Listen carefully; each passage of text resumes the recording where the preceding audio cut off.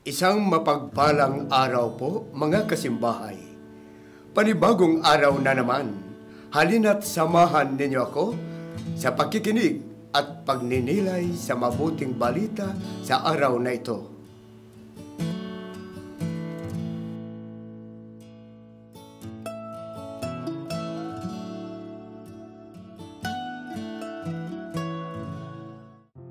Ang mabuting balita ng Panginoon ayon kay San Juan. Noong panahong iyon, kabilang ang ilang Griego sa mga pumunta sa pista upang sumamba.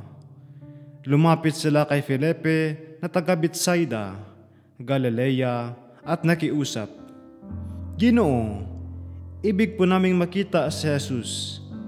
Sinabi ito ni Felipe kay Andres, at sila'y dalawa'y lumapit kay Jesus at pinaalam ang kahilingan ng mga iyon.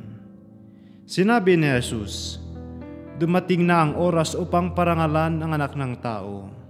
Tandaan ninyo, malibang mahulog sa lupa ang butil ng trigo at mamamatay, mananatili itong nag-iisa. Ngunit kung mamatay ito, ay ni mamumunga ng marami. Ang taong labis na nagpapahalaga sa kanyang buhay ay siya ring mawawalan nito. Ngunit ang napupuot sa kanyang buhay sa daigdig na ito ay siya ring magkakaroon nito hanggang sa buhay na walang hanggan. Dapat sumunod sa akin ang naglilingkod sa akin, at saan man ako naroon ay naroon din ang aking lingkod. Pararangalan ng Ama ang sinumang naglilingkod sa akin." Sinabi ni Jesus, "Iparinig ang tinig na ito dahil sa inyo, hindi dahil sa akin.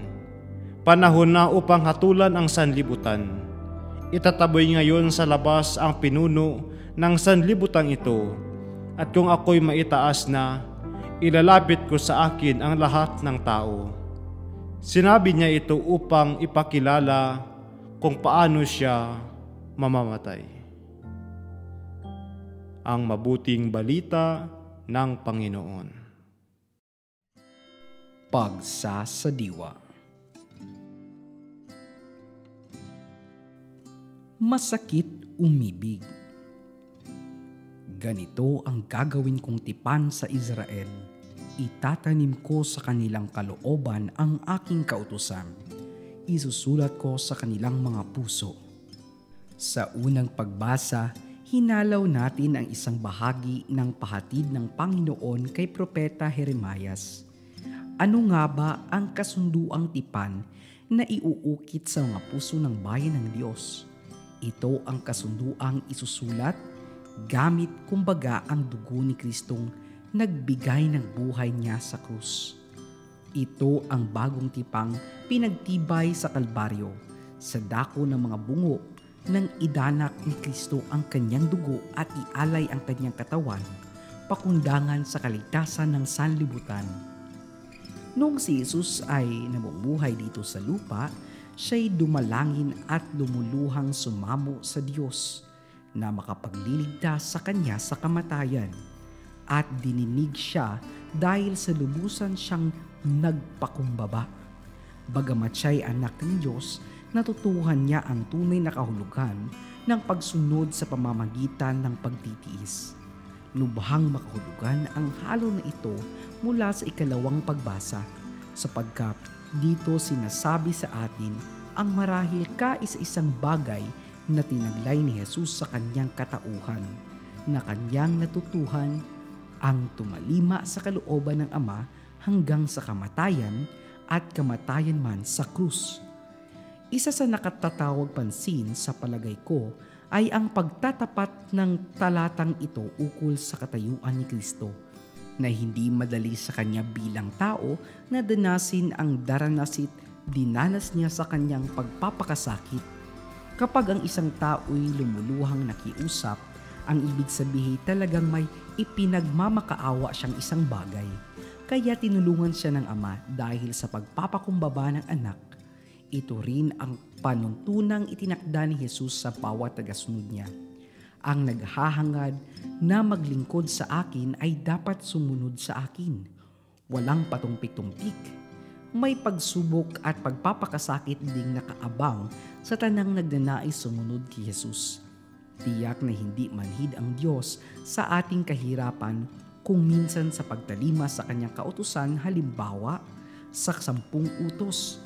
Si Kristo ang ating huwaran, hindi bala-bala o kunwari ang kanyang pagpapakasakit. Wagas din ang kanyang pag-ibig sa Ama at ang kanyang pag-ibig sa atin. Ngayon ako'y nababagabag. Sasabihin ko ba, Ama, iligtas mo ako sa kahirapang daranasin ko? Hindi, sapagkat ito ang dahilan kung bakit ako naparito. May magugunita ba akong pagkakataon sa buhay ko na nilampasan ko ang aking kakayahan dahil sa pag-ibig? Halimbawa, may pagkakataon bang nahigitan ko ang pagpapakita ng pag-ibig sa Diyos at sa aking kapwa? Nakaranas na ba ako ng hirap sa pagtalima? Gayunman, nakikita ko ba ang kabutihan ng pagtalima? Kaya ko bang magsakripisyo, magtiis, o panay ba aluwan at ginhawa ang aking inaatupag sa buhay? Kailan ba ako gumagawa ng para sa Diyos at para sa kapwa? O pawang sarili ko lang ang aking ipinasasakripisyo? Para kanino ba ako nagtatrabaho?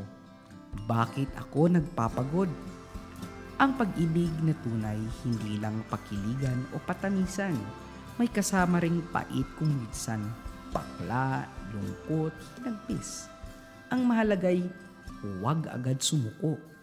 Patulong tayo kay Kristo.